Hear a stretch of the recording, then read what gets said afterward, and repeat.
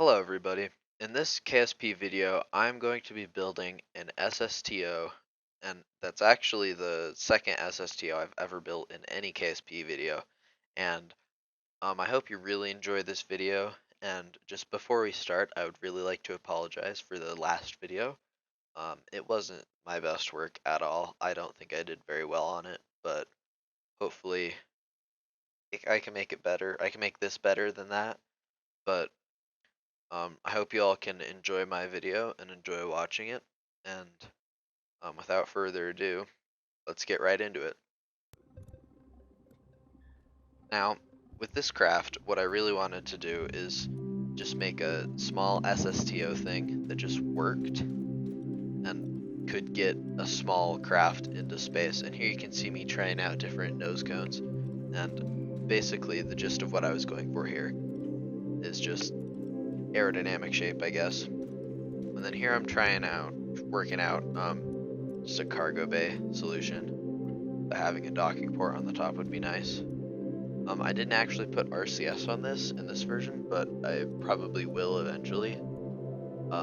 If I use it to, go to a space station or anything or dock to anything else. But, yeah, you can see right now I'm just figuring out how it works. Trying to figure out my cargo bay size. You can see I flipped that around there.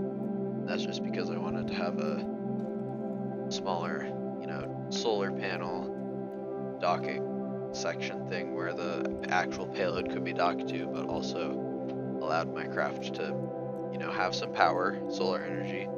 And here you can see I'm just detailing it a little bit with some of the trusses or whatever they're called. Just because I wanted to make it look nice. I actually probably spent a little too long on this trying to make sure that it looked good. Sort of okay. You'll see at the end of this video that I actually end up repainting this craft so that instead of being white and red, it's more of a shiny metal red color and just the regular red. And then for this, I decided to add a nuclear engine just because, they're efficient and it's a good space engine to have. And here you can see I'm just started putting on the actual fuel tanks onto the side of this, and because in KSP2,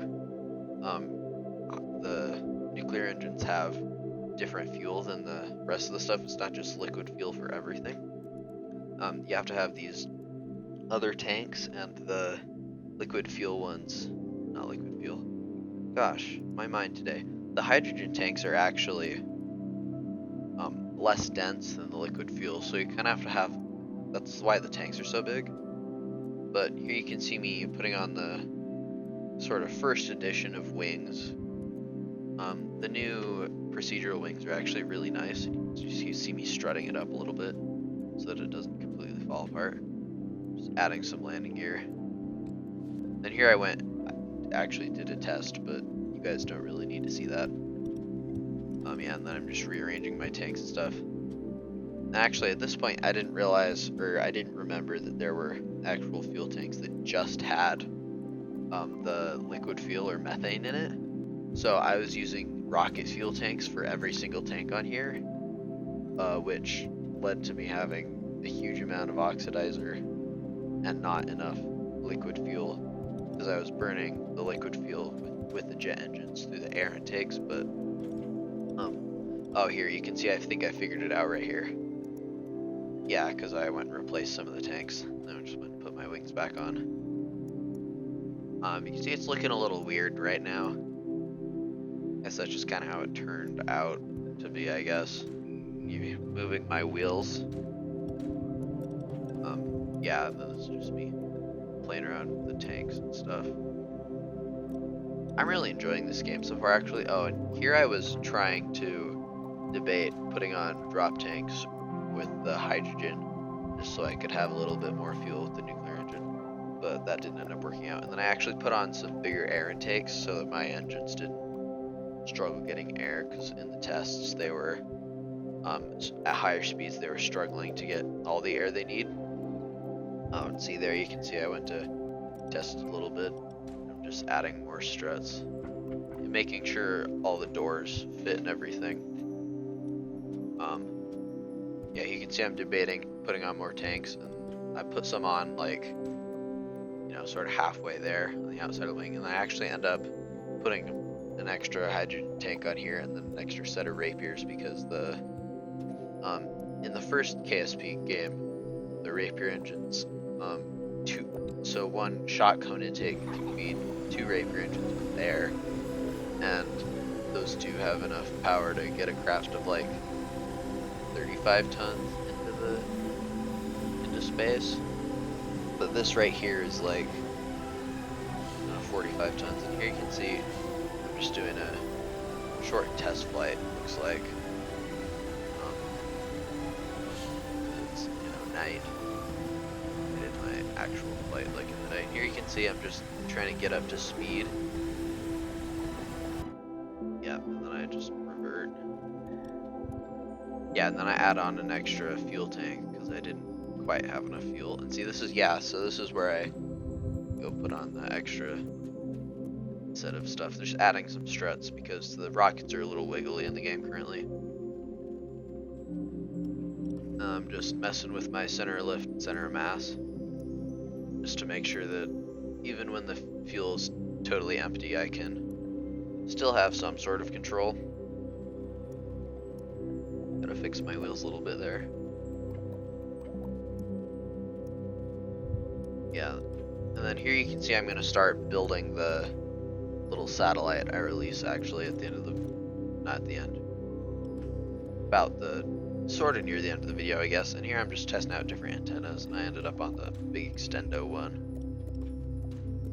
But in a minute here you'll actually be able to see like why the sort of workspaces are cool, I guess, because I can actually take this out of my craft and work on it as a separate entity and then attach it on.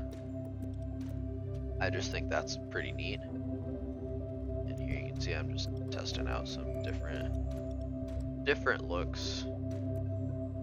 None of these really ended up working out.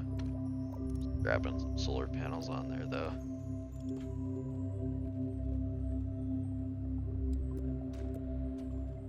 And then just the one little antenna so that it doesn't, yeah, see, this is why the workspaces are like really cool actually. And here you can see I'm sort of repainting them to be shiny.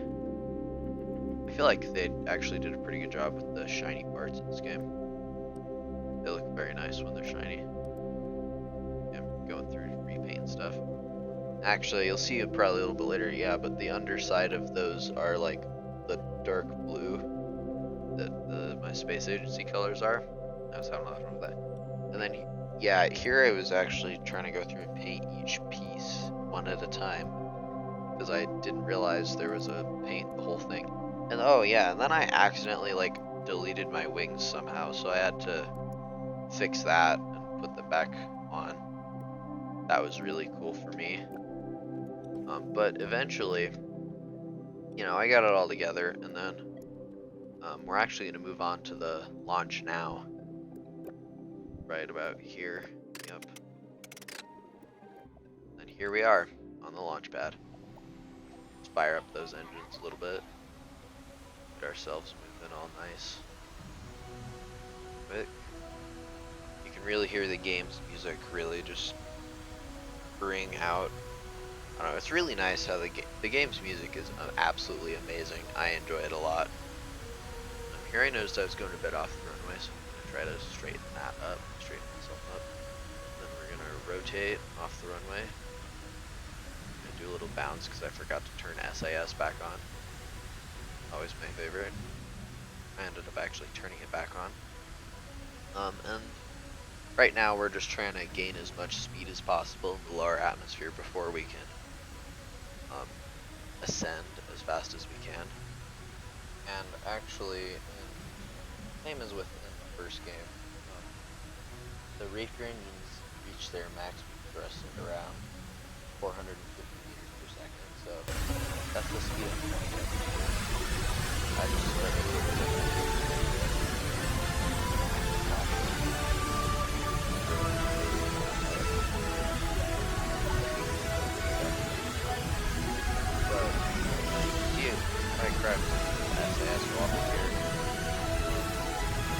have to do my SAS really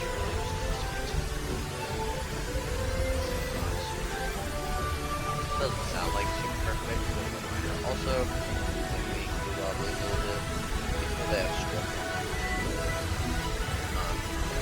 I assume that's just a KSP.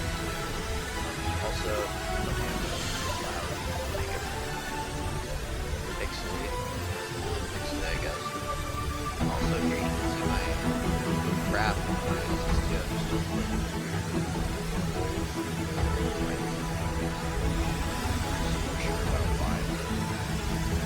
Here you can see we've reached about 13 seconds. Now we're in like the climbing phase part. Basically, we're at 15 kilometers an hour.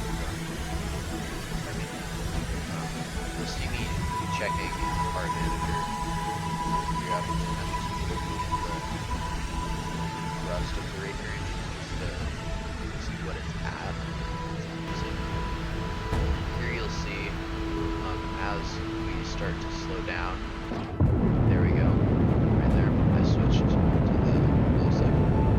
If that ignition sound is, it's absolute chef's kiss on that one for the sound design. It's insane. Just the Rapier sound in general is amazing. I'm just gonna speed up a little bit now once more. And now we're really into the ascent portion of the flight. Because now we're just trying to push our apoapsis up as high as we can. And you can see here I've gotten it over 100. Now we're just gonna do a maneuver node to get ourselves in orbit. I feel like we've all done this plenty of times in the first game, so it should be nothing new. You just drag it out until the yellow line makes a circle, and then you warp to the maneuver node, and then burn the amount of time it tells you to. You can see I'm gonna probably go for some, beauty shots. Just trying to make my ship look pretty.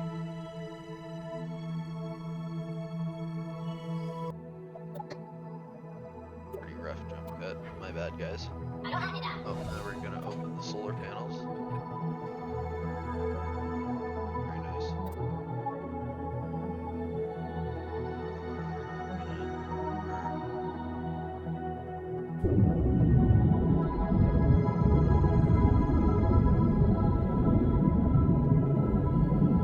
Once again, that sound is amazing. And now we have an orbit. Simple as that. Now at this point, I decided that I wanted to put my satellite sort of in like a 900 by 900 kilometer orbit. So I'm just high enough above Kerbin that it's useful, maybe a little bit. And so I'm gonna warp around there. Got some camera problems. That's a little something that happens in this game as well. Just gonna drag out our maneuver node until it's where we want it.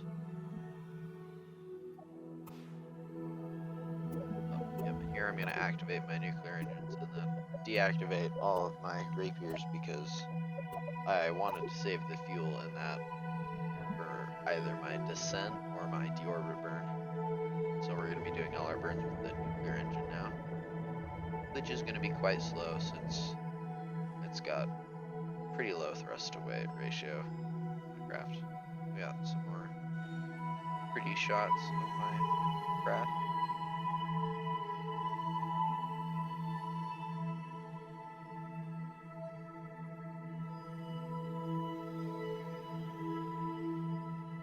Once again, the sound design is absolutely insane. Also, just like the planet shine, the light coming off the planet is really great as well. I'm gonna go for some more nice shots here.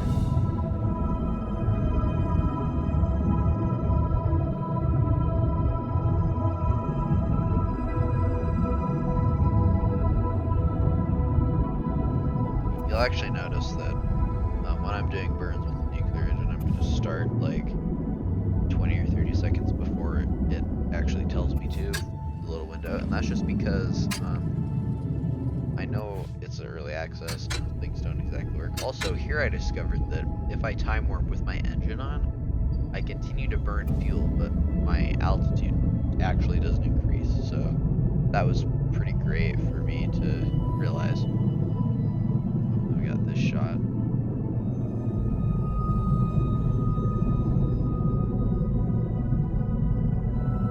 Absolutely majestic.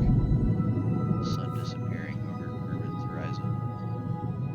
Oh yeah, and then you can see the maneuver node visuals did this epic bug where it just decides to throw itself somewhere random.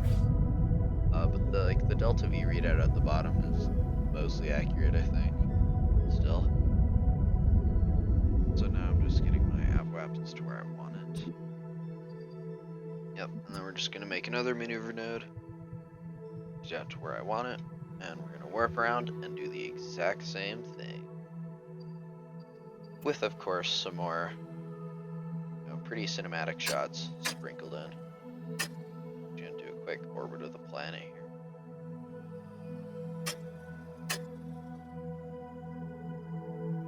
Very nice.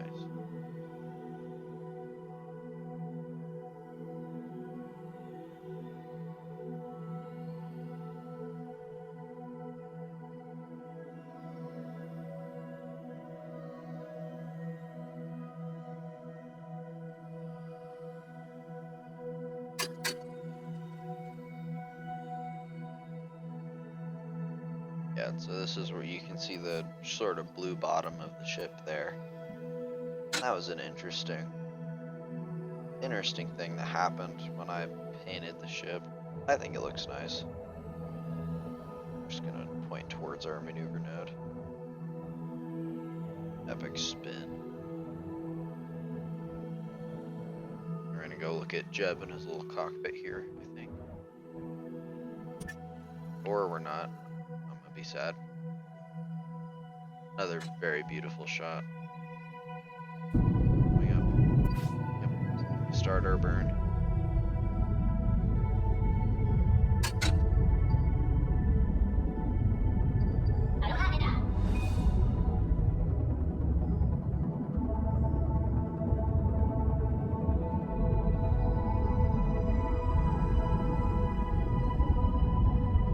Honestly not quite sure why I left so much of this part of the video in. That's my mistake. But while we're here, I guess I'll ask you guys, just go put in the comments, how are you doing today? What have you been watching? Have you enjoyed KSP so far? If you bought it, did you refund it? Did you not? I just want to hear how you guys are feeling about it. And then here, you can see I also checked, actually, if we look back at the video, that the maneuver node also bugged out again and put the wrong altitude, so I had to go by visuals this time. But it's not hard since they kind of give us an overlay in the bottom left corner. And you can also just look at the map and see when it lines up.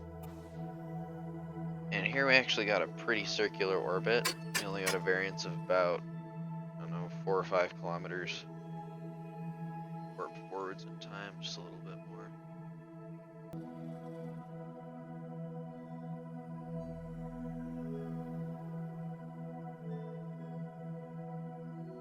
Now it's almost time to release our satellite. Yep. Slow down the time warp. Point is prograde, so we got the sun out so we can actually see what's going on. Here I disconnect the decoupler, and I honestly didn't expect the thing to go shooting across our cargo bay.